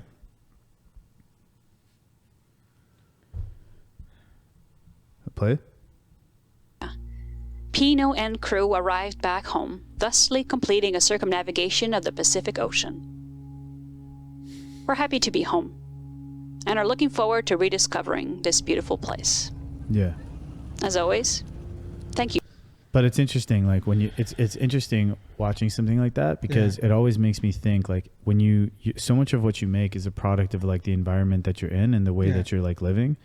And like I always wonder about like what the implications are of like going and like traveling around the world, looking at how different countries and different systems are functioning. What are the challenges in all of these different landscapes? I think it's really easy to like get caught in this like bubble where you're looking at like things like immediately, and you're not factoring in like the way that the entire planet like works and like what's happening in all of these different places. I always worry that's like a blind spot for me, you know, because it's easy to think that you're working on something important, thinking that you're gonna like change the world or something, but really you're working on this like you're working on this thing that's like very significant relative to the way that you're viewing the world. Which is like this small, narrow. Yeah. I think a part of like, I think there's like a non-trivial portion of people that work in AI that I feel like are detached from the world that they live in. It's almost like a separate school of thought. They're like, you know, like we're like at the top of the food chart. And so things don't need to stay the same way as it is. We don't need to preserve things. We'll figure solutions out, and the world will evolve. Maybe some species will die, some will not. Some genuinely have this worldview, and I think to each their own. But I do think there's like, when there is like an overemphasis on AGI and superintelligence, I think in a way, I think it stems from distancing yourself from the world that you live in. Yeah. When that's all you can think about. When you ground yourself in the most future forward outcomes rather than having a good balance between things. It actually maybe even creates more distance in a way. You're creating this thing that like starts to feel like human life. That becomes human life in a way, right? Like that becomes like the focus. That's also one of the reasons why I want Toronto. I feel like the people I've spoken to, maybe it's like a selection bias, but they're more rounded in their approach to like technology. Like, what do you mean? I've friends in SF and like that, or at least that came from California, and all they frame this as like, they say things like AGI is one of the most important problems of our lifetime and for humanity, and some other things like species extinction, or like cryogenics, or like all of these things, you know, that are like, and they're very like emotionally attached. I don't think they're wrong. They can believe whatever they want, obviously, but I fail to like really internalize what they're feeling, because for me, I'm like, guys, this is like, it's so uncertain. The future is so uncertain, and the outcome of us building the systems is so uncertain. So to have that conviction and certainty that this is going to be real and this is going to be realized, and this is actually the most important thing that you can work on, I don't have that conviction. And I feel like no one should have that level of conviction, because there's so many unknowns here, and you can hand wavily kind of just like say stuff. Oh, this is like, yeah, this is life changing. This is all that matters. And I haven't actually heard like, I don't know, like.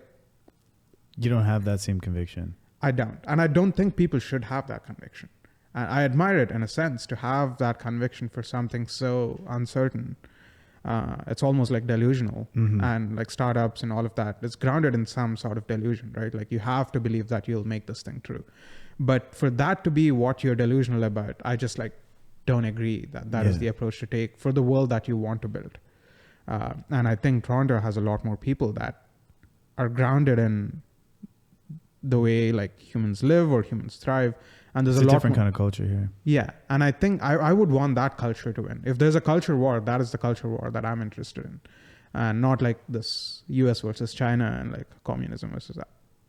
Whatever. I don't give a shit. But like the culture that matters is like, do you care about your fellow human beings, or are you obsessed with outcomes that are so uncertain and are so unclear about, like leading to actually like a better world, and even like detached from like the humanity of it. What do you think? The thing is, how do you go about effectively forming conviction about something, right? Because like a lot of that is like you gotta like, how do you even do that? I don't know, honestly. Right? I struggle with it. I think part of like what happens is like people adopt conviction because of like the prevailing forces that are like already exist, right? Like you want like a successful, you want to be like useful, you want to do something that's going to like work or whatever like that. And so like there's all of these like forces like driving towards like AI or this or that. And it's like, it's like, oh, this is the most important thing to work on right now. This has the most energy around it. This is where I could like explore the most interesting ideas or whatever. And there's like that like natural like push towards it. But I think in order to like form like effective conviction around something, you have to be like very curious. You have to like, you have to almost be, it's not like a winning and losing thing. It's like, you can't look at it from the perspective, like I want to win. That's not what leads to like forming like conviction. Outside of like outside like if you're looking at the existing dynamics, these are the technological forces that are growing in importance, and within this way of viewing the world, I want to win. Okay, cool, that's great. Like you're working with an existing framing. The framing has been created for you, and now you're going to play the game within that framing. Cool. So you're playing a game of winning and losing. Right. In this frame, there's going to be winners and losers. There's this other way of looking at it, which is like this kind of like infinite game way of thinking of it, where you're trying to do things because you just want to like understand more things. You want to evolve as a human being. You understand what it means to be human. You want to understand what it like what it means to like contribute to like humanity or whatever. But then that requires like, you got to build your own sandbox. Right. Like you got to go and like investigate like certain problems. How like going what is happening in this country? What is happening in that country? What are the core mechanics of their infrastructure? How does that lead? How does that lead to the way that country is developing? Like, for example, in like Africa or something, if they're adopting newer technologies quickly because they don't have the limitations or bureaucracy of like a previous tech stack. Right. They're more adaptable and more flexible. They can immediately adopt some of these emerging technologies. What does that mean? Right? How are chips made? Is that important? Does that matter? How does the water relate? How does the flow of the water on the planet relate to the way that I live my everyday life? Right? Does that matter? Is that important? You got to be like interested in these things. And that's like the only way to do it. But when you have like, if you have like a culture, like which has created a sandbox, and that sandbox is saying like, very much saying like, no, this is what matters. This is what matters. This is the thing that's going to influence the world. If you want to make impact, if you want your life to have meaning, you need to work on this thing. And everything about that culture is saying it's this thing, it's this thing, it's this thing. You're driving around on the highway. It's like the billboards, the fucking people you talk to, the way that they dress, who's in the restaurant, the chatter, the ambient chatter you hear in the background of it. It's all saying that same thing. In that kind of a situation, it's kind of like you're just, it doesn't make any sense to ask a different question because that's not what the environment is interested in. They're not interested in that. And I think what you're saying is like here, one of the cool things about like in Toronto, it's like you have this ecosystem where you have this place where the talent is here, but the actual philosophy and the vision and these things haven't been defined yet. They haven't been defined yet. And so that's really exciting because it's like, well, you can kind of like define that, and you can contribute to the definition of that. You can contribute to the definition of that just by doing shit. So when you're working on this like Toronto School of Foundation Modeling, it's like the way you do that, it's cool because you're contributing now to the culture of like the way we think about independent model development. Right? Or like we have AI companies, cool, but models can come from all different kinds of places. Yeah. Models can be created in all the different kinds of ways. Yeah. You can have models that run on fucking 16 GPUs. You can have models that run on 2 GPUs. Yeah. Right? There's different ways of designing these things. Mm-hmm. And to like start to create the school, it's very like, it's cool because it's not just like a workshop. Right. Right? It's saying like, who wants to create foundational models? Yeah. What is a foundational model? Mm-hmm. And what is our cultural relationship with the creation of these foundational models? Mm-hmm. It's cool. Yeah. Thank you. Yeah. In the blog post I talk about it. I think one of the very last things I wrote was that I want people to show up, and obviously, just scroll all the way to. There's a lot of like things here. It's interesting. Complacency issue. Yeah. Okay. So no, the last section. Scaling this up. Yeah. Where is that? Deep dive into specific topics. This is my attempt to. The broader vision is to scale this up after the first few sessions. Yeah. I guess it's not here. Well, But let me it's read that. Let me yeah. read that, or you should read it. The broader vision is to scale this up after the first few sessions. Since I don't know infinitely more than what I know, I want to fly people out to Toronto to give guest lectures, where we deep dive into specific topics, slowly building our understanding together. This is my attempt to give back to a city that's given me so much. I want to form a community and learn around learning to build foundation models at real depth. Actually learning how to build these things, understanding the constraints, limitations, and advantages. I want to recreate some of that innovative spirit that made Toronto so important in AI research. I'm incredibly grateful to the Vengeance Foundation and New Stadium for lending me the space to teach. We'll kick off the first session in late August. I'm excited to bring people together in one room and work through hard technical problems. It's going to be fun learning this stuff together. I can't wait to get started. Have you worked out anything about how you're going to map this thing out yet? Like, how are you going to do this? Oh, right here. The approach I want to take. Should I read that? Or? Yeah, you can. I recognize my own limitations in what I know about foundation modeling and how much I can teach. My plan is to start with 5 sessions, each 90 minutes long, that I'll teach to establish the mathematical and algorithmic foundations. We'll begin with the core mathematical concepts, matrix operations, the chain rule for both calculus and probability theory, gradient descent. Then we'll build up to the key algorithms, scaled dot product attention, layer normalization, transformer architecture itself. From there, we'll tackle the system aspects that are often overlooked. How does tokenization affect both training and inference costs? What are the memory and compute trade-offs of different architectural choices? How to design decisions like model width versus depth, impact training stability and final performance. We'll reverse engineer these algorithms to understand what they do, why they work, and where they break down. I come from a systems background. I got into foundation modeling by building frameworks that can efficiently train models with hundreds of billions of parameters. This approach forced me to understand how every algorithmic choice cascades through the entire system.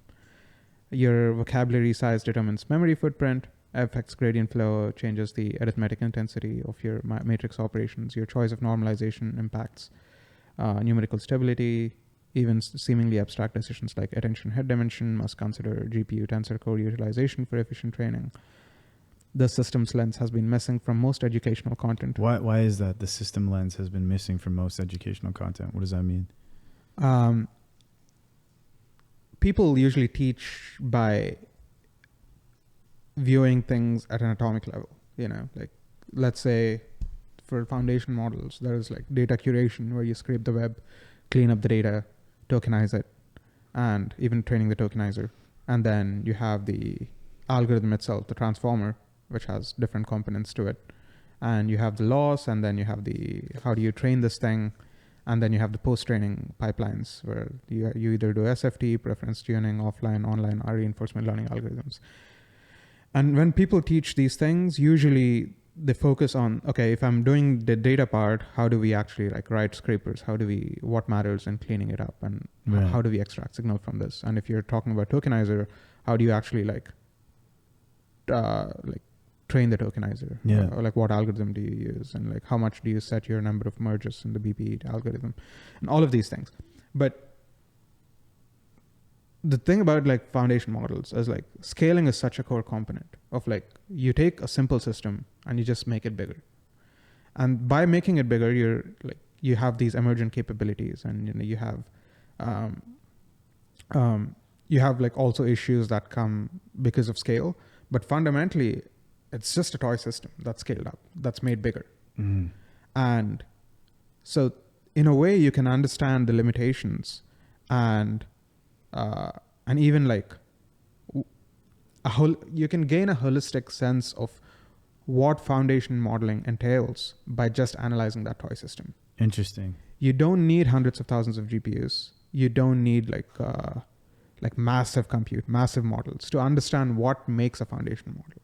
Yes, you do need the GPUs right today to train these models and to make a really good model, which we'll maybe get to. But I want to start off with a place where like you have a constraint, which is you don't have the compute. But what you do understand really well is this toy system. So let's build this toy system out. Let's look at it each component by component and understand where this fits in the broader scale of this toy system. And if you like actually do the hard thing and try to understand the different components that make that makes this foundation model at a toy level, all that's left is like, how do you scale this thinking to like a big model? So the same principles that go into like small models go into bigger ones as well, because then you'll have practiced thinking about this and reasoning about this enough that you'll realize, okay, oh wait, like if I make the transformer like 60 layers and like the embedding dimension is like, I don't know, like 8,000 something, it's going to cause issues because like I only have 16 GPUs. So maybe the activations take up this much, and this is the kind of parallelism I want to employ. And all of these can be built from just like first principles thinking of like, what is the compute? What are the constraints of the compute? And what is the system? What is the algorithm I'm trying to deploy on these systems? And how do I optimize that? How do I make it work? So I think that is missing today because people take the frameworks aspect for granted, because they're like, okay, there is like deep speed, there is like Megatron, there is like all of these frameworks that train foundation models. So you can just clone the repo, deploy it on GPUs. But people experiment with algorithms but don't understand the systems aspect of it. Right. Yeah. And it's so crucial because all of these advances came from just things we learned from distributed systems, which predated, foundation models and AI and like all of that. So yeah, I think that systems aspect, if you understand it well enough, you will understand foundation models.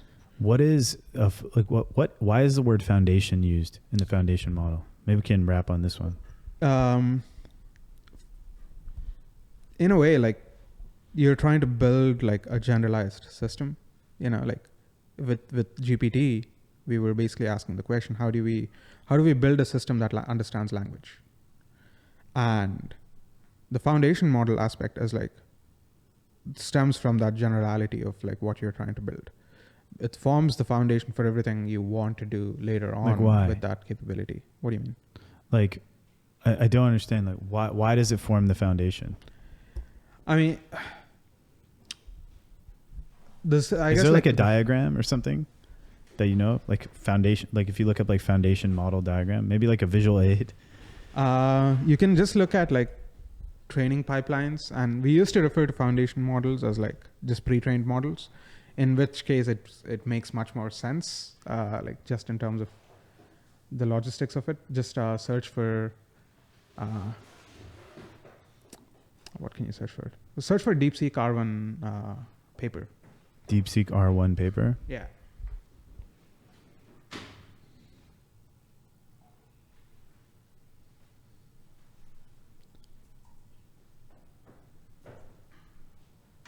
Incentivizing reasoning capabilities in LLMs? Yeah. Yeah. Open that PDF, view PDF on the right. All right. So scroll down. I hope the flowchart is here. How often do you read these papers? Not as often as I should be. Why is it important to read these papers? Why isn't it important? Why is it? Why is it? it's just a bunch of tricks that they use to make the system work. You know, So it gives you ideas? it gives you ideas. You know what works, and some experiments like. No, you're past it. Okay, actually, just go to a new tab and then search for deep sea carbon flowchart or something. Maybe it's not. Flowchart. So go to images. Yeah, open the second one. Yeah, that's the one. Okay, so can you explain this? Oh, is Yeah. this like a low resolution image? Can we open the? No, there you go. So you got to isolate this image or zoom in. Yeah. So you see everything, like the final models that you probably know, the deep sea carbon 0, the deep sea Yeah. carbon distal, deep sea carbon. The final models. Yeah, like the ones at the bottom of the page. Okay. Um, Why'd you use the word final?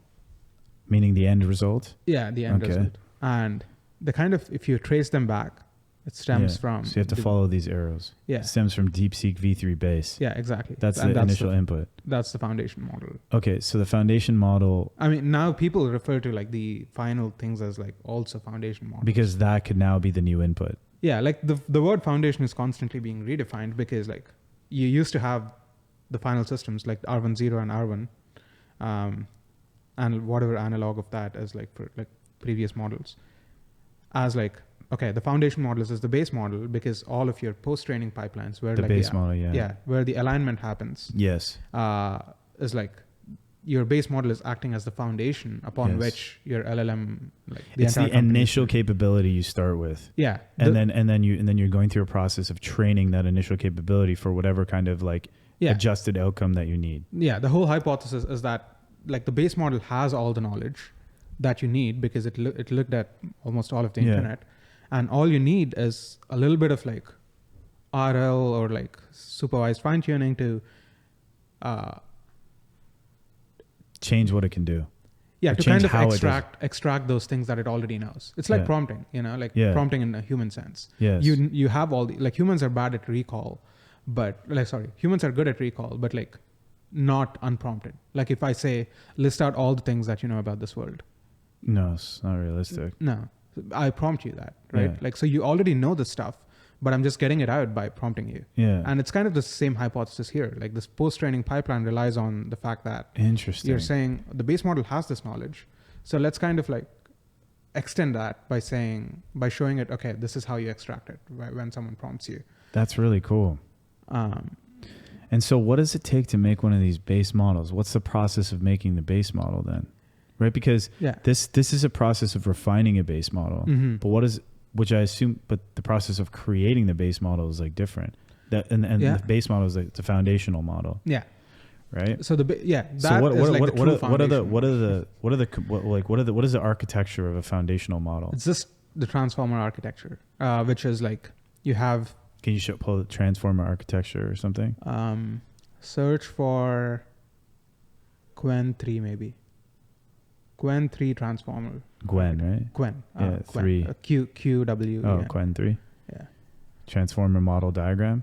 Yeah. QWERTY architecture. Just search for it. QWERTY architecture and go to images.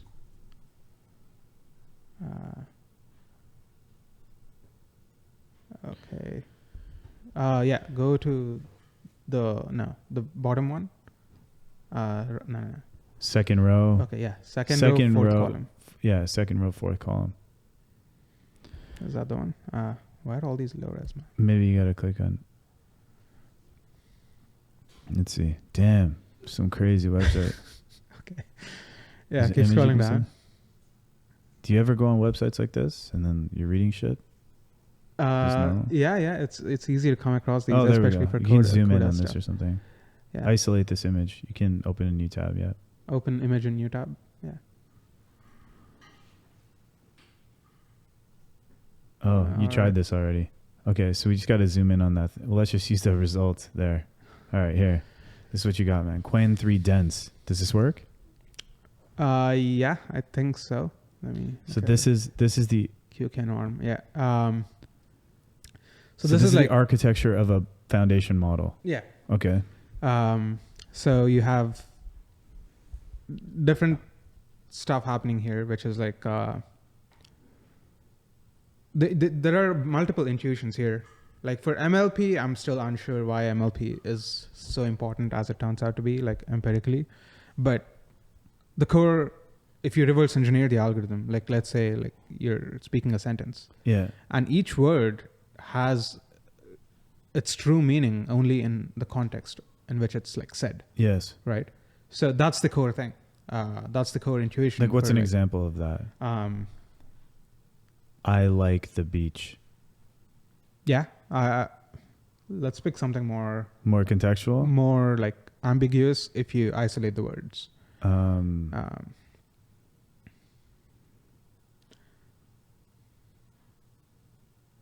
What's a word that the beach was warm that day? These chips are really well designed. These chips are really well designed. Yeah. Oh yeah. Okay. Yes, that's good. Yeah. So the chips could be you buy like like edible chips. Yeah, exactly. Or like you're talking about hardware. Yeah. And these chips are really well designed. The data movement and like everything. So this sentence derives its meaning from the context of the broader article. Right. That it sits in. It could be talking about lace. Yeah. It could be talking about so the core intuition is that language, as it's spoken, each word doesn't sit on its own, because the previous ideologies were like bigrams or trigram models, where you view a sentence as basically a sequence of two words. So if like these chips are really well designed, and you basically look at these chips, that's one pair, and chips are, that's one pair. But the core hypothesis is that here, each word is if you're talking about the meaning of this word, of any word in the sentence, it's a function of all the words that came before it. Right. So it doesn't make sense to talk about a word on its own. It only makes sense to capture the true essence of what a sentence could mean. The only way you get there is by combining the meaning of everything that came before it and describing the current word using that. And the word itself, of course. Describing it within context. Yeah. Everything it needs to be described within context of. Yeah. So that is the attention algorithm. That's the intention component, which is in the top right here. The attention, yeah. Exactly. And so that is input, linear, RMS norm. Yeah. Attention interface, linear. Yeah. So here what's happening is it's taking some kind of input and trying to put it in context of other things. Yeah. So that's basically what the attention algorithm does. Why is it called the attention? Is there a reason for that? Because like the chips, for example, the chips are attending to everything. They're giving attention to like all the things that came before it, in addition to attending to itself. Like to have this conversation, I'm attending to what you're saying. Yeah. I'm paying attention to you because I want to like understand what you're saying and also what I want to say. So I'm attending to myself. So this is like super high level intuition, but basically that's what we're talking Can we about. go back to that image, John? The one we were on? Jay Alamar has like a really good blog post on this, which really... Yeah. We can check it out. Sorry. So the attention, it's giving your attention. Sorry, you got to break that down again for me. Yeah. So basically what the concept that we talked about, like everything only makes sense when you like really consider the context. Okay. And the attention is just like, this algorithm specifically is how do you ground that intuition in math? I see. How do you make that tangible? Yeah. Right. So how do you formulate that intuition is what attention does. And we can look at the algorithm itself, but that is the high level intuition. Got it.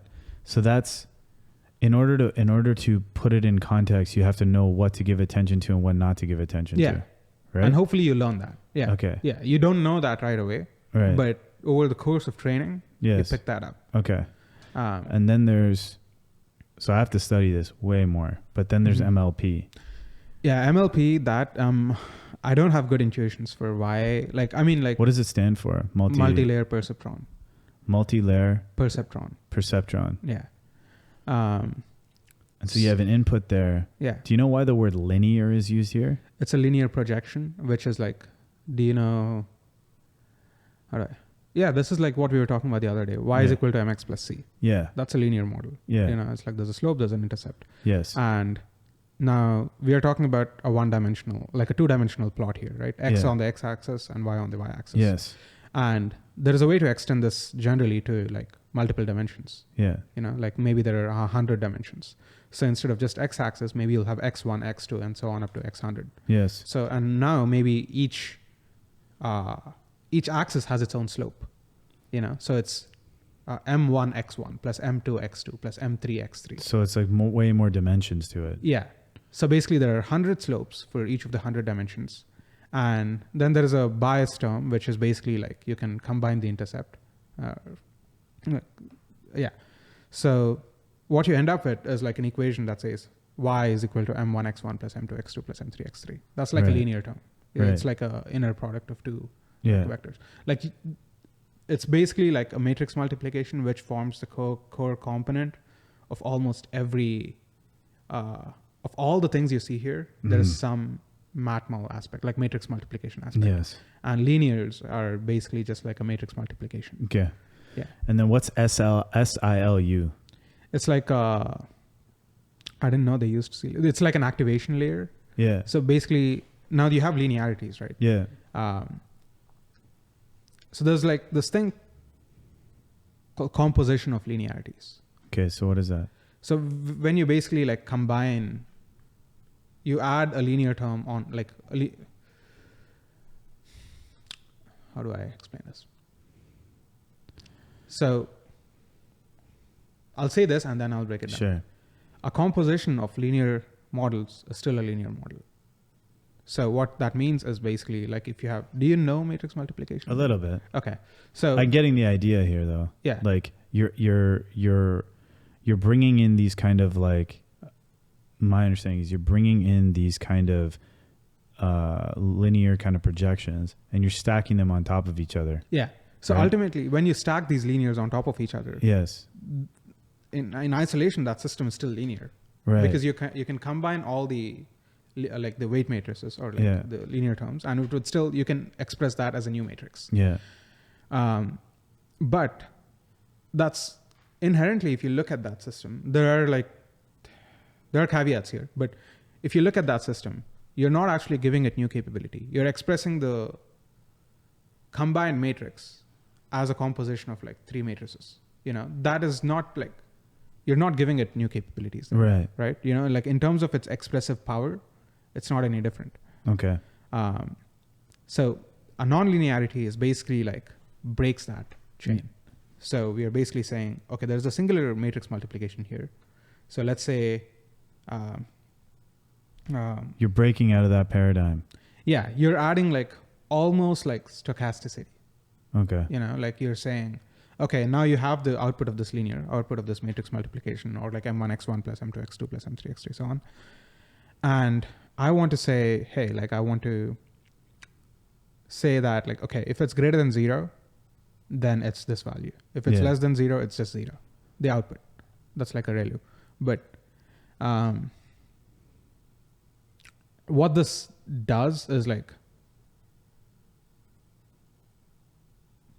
okay, I don't have like good intuitions for like when you stack multiple nonlinearities together, but I mean, no one really knows why. That's exactly the reason why no one really understands how these neural nets work, like really work. Because like when you compose these nonlinearities and like there are a lot of layers, how do you really understand the optimization dynamics? Like what really happened in that process? Yeah. But like you don't fucking know. Yeah. But all we know is like we empirically, like we know that like nonlinearity induces some complexity.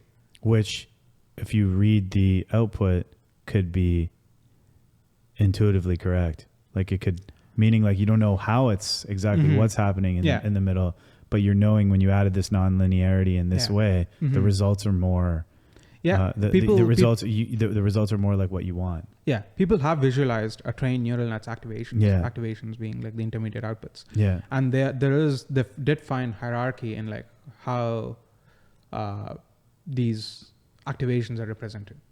So they do see some intuition for like, okay, this is working this way. They don't exactly know how it got there, but we know that something useful is being learned in the system when you architect it this way. And there are different choices for like what your activation function could be, or what your nonlinearity should be. But all of this is just like empirical science. So people compare like deep learning to like alchemy, because it's almost like impossible unless you're like really good to have good intuitions for what would work and what would not. What's this thing on the left here? This final thing, this like, or this, you have like input embedding, rotary embedding goes into this like so decoder that's layer. basically what the attention on the right. Oh, I see. So that's here, and MLP is over there. Oh, I see. Yeah. So they're just that's like how it breaking fits down. together. Yeah. Interesting. And the norm stuff is just like, it's like voodoo. What's the norm stuff? RMS norm is root mean squared normalization. Yeah. That's like some final shit you put on top of it? Yeah, it's like people just now add normalizations everywhere because there is, for some reason, like stability issues when you scale this algorithm up without the normalization. And all, like, in my entire time so far, like looking into computers and the way they work and studying them and things like that, this is the weirdest fucking shit I've seen. It is because very weird.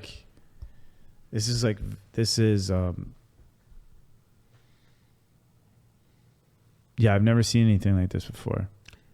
Yeah. I think... You know what I mean? Yeah. Like if you look at like a network diagram or the way like a computer works, like architecturally, like you can like map it back from the beginning to the end. Yeah. This goes here, this goes here, this goes here, this goes here, this goes here, this goes here, this goes here, this does this does that, this does this. Yeah. This is like... I don't even know. Like what is this like even comparable to? Because like... I mean, people compare it's kind of it to like cooking. But even cooking is like... You kind of know like what happens, like exactly. Yeah. It is like a departure from like traditional computer science or even like software engineering or the way software behaves, you know. But like is there anything analogous to this? Can you like ask like Claude?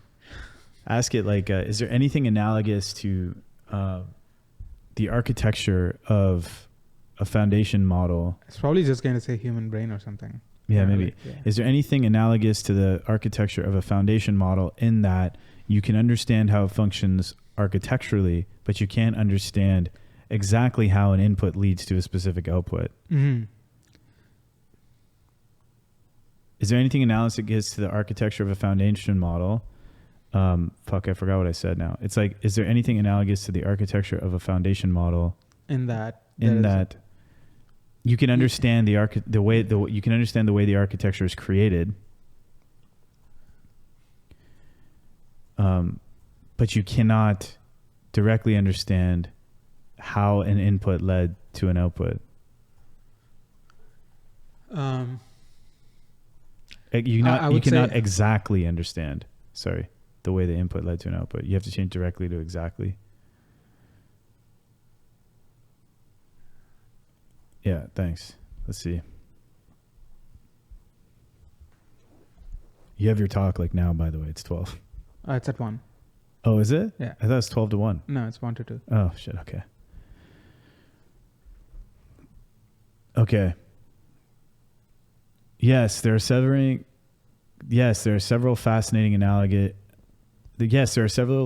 analogs where we can understand the overall architecture but cannot fully trace how specific input leads to specific outputs.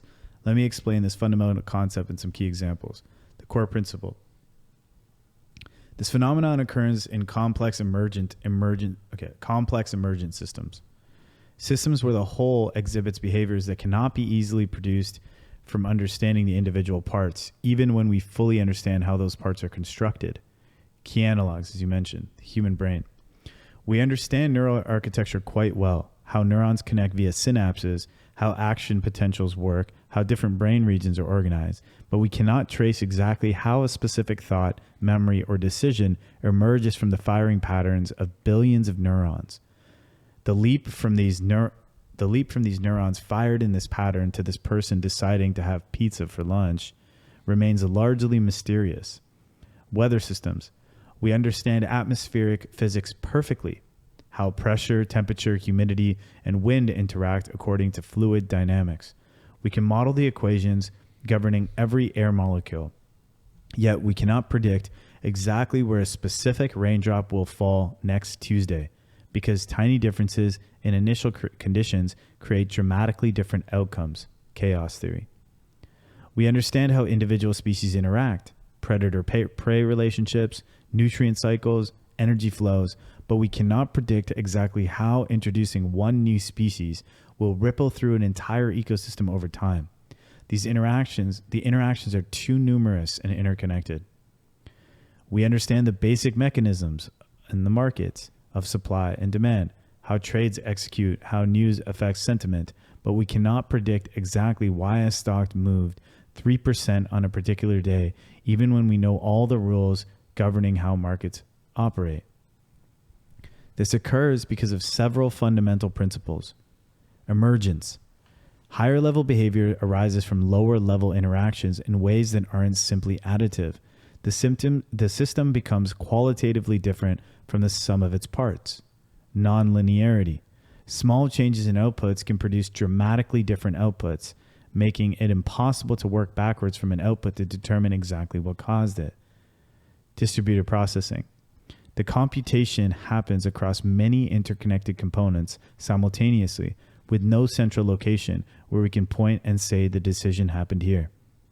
Foundational models like neural networks exhibit all these properties. They're emergent systems where understanding the architecture, layers, attention mechanisms, weights, doesn't give us the ability to trace the specific computational path from the user typed this question to the model generated this particular response.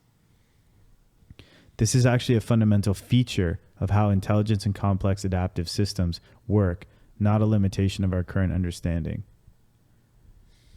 It must be weird as fuck working on these foundation models then.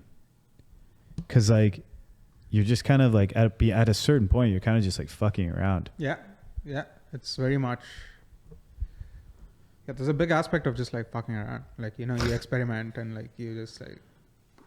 And sometimes the results are so counterintuitive. It's still very intuition driven. You know, like some things are not, but it's still very intuition driven in terms of algorithm design and stuff. So you're mainly just like trying, like shooting in the dark. Okay, I have this intuition. I think this is going to work. Let me give that a try. And maybe it doesn't work. And then you're like, okay, so that's wrong. Let's try it out. Let's try something else out. Something that's compatible within the framework of how this architecture is built. Yeah. Have you met anyone that when you're working on these foundation models that like are just like, for some reason, they're just so fucking good at like figuring this shit out? I heard that about Noam Shazir. Yeah. He famously wrote this. Actually, you can pull up that quote, I think. Swiglu, what paper was that? Search for Divine Benevolence, Noam Shazir. Noam. Which paper was that? Was it Palm, maybe? No, Noam. AM.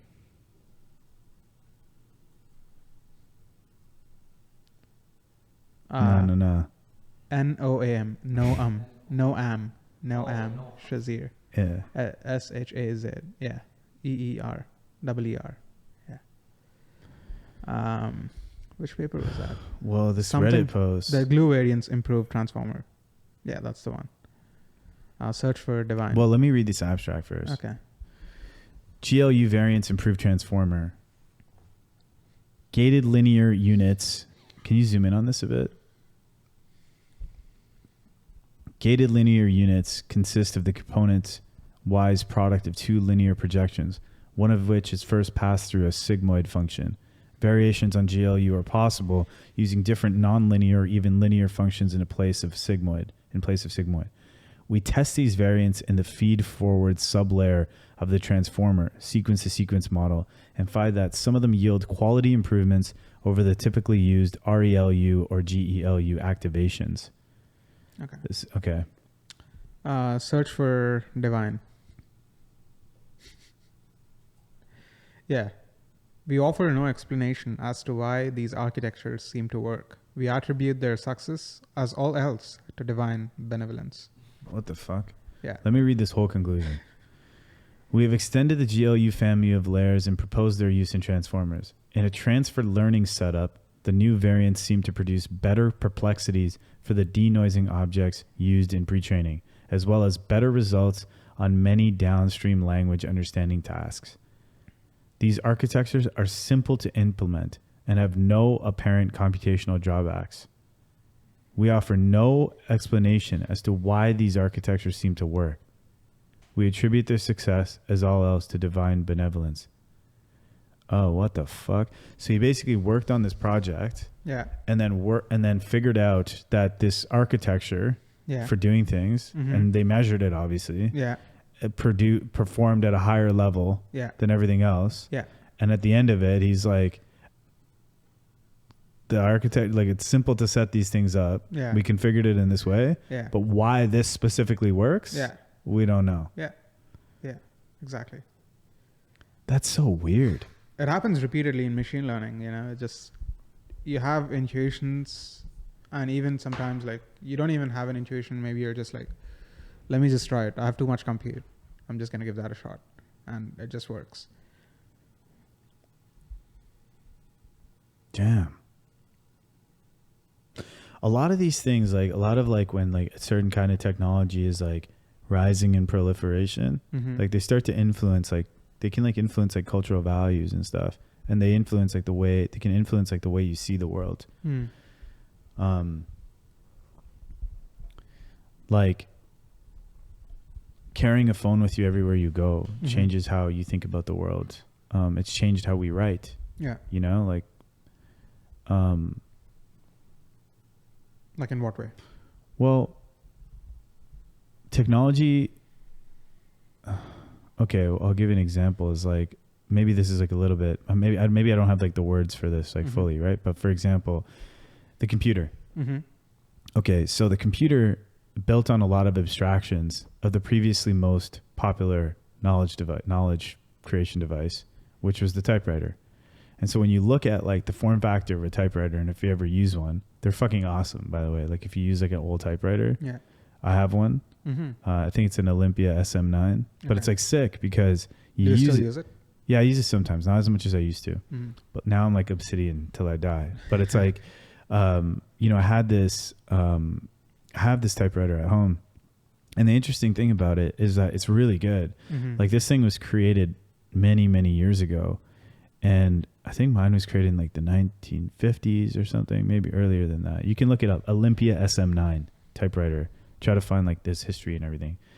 But like, SM9. Is there no Wikipedia page for this? Well, here, go. You can click that. TorontoTypewriters.com. It's like this, kind of, Mm. but doesn't look like this. But Western Germany, it doesn't say when it was manufactured. Mine looks different than that.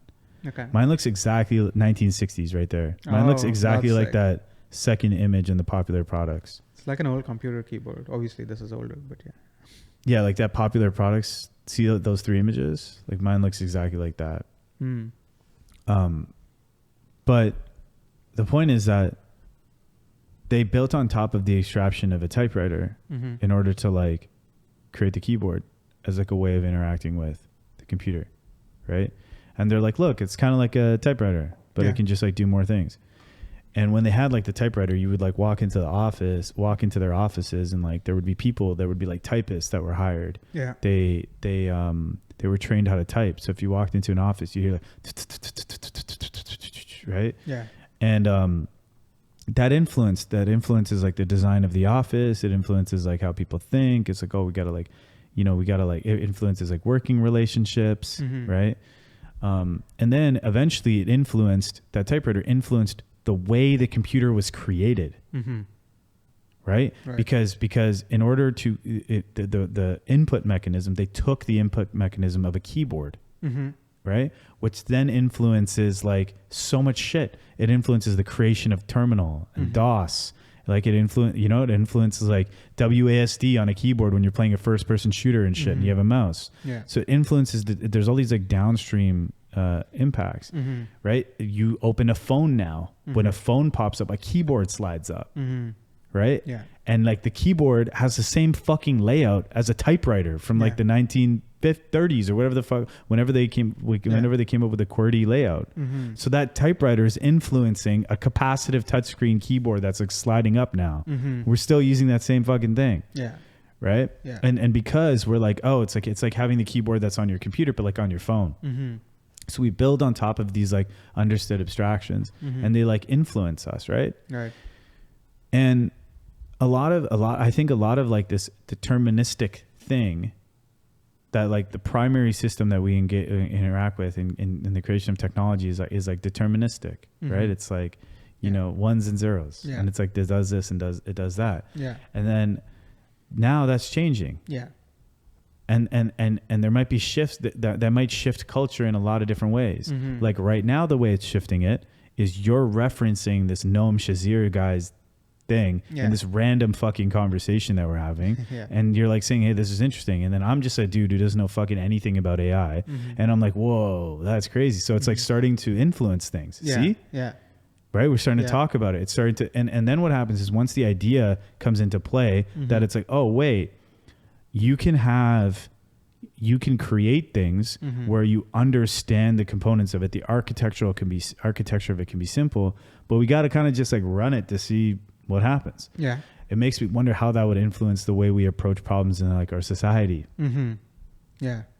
Because that's kind of like the interesting thing. It's like you have like these autonomous systems and you kind of just be like, I don't know, let's just fucking see what happens. Yeah. I think that's why like there's the AI safety people. There's like, you don't know what the real intentions of this model are.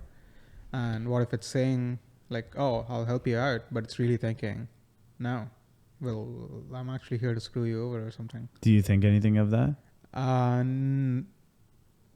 I think these systems can be used to do like really great harm, but I don't think they stem from necessarily like hiding their intentions or something. You know, like I don't think this is that system.